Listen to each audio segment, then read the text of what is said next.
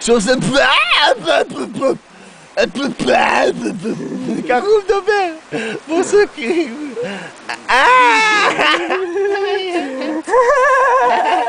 זה מצחיק.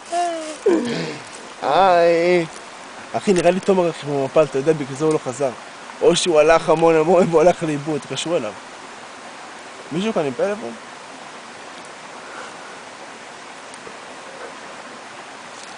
תומר! הוא עושה את מה שעשינו בגן. תומר! אחי, הוא נעלם. תומר, זה הרעש שעשינו בגן!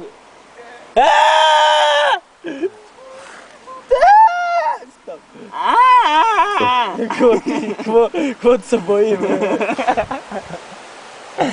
דיינו נוכח. לא הבנתי.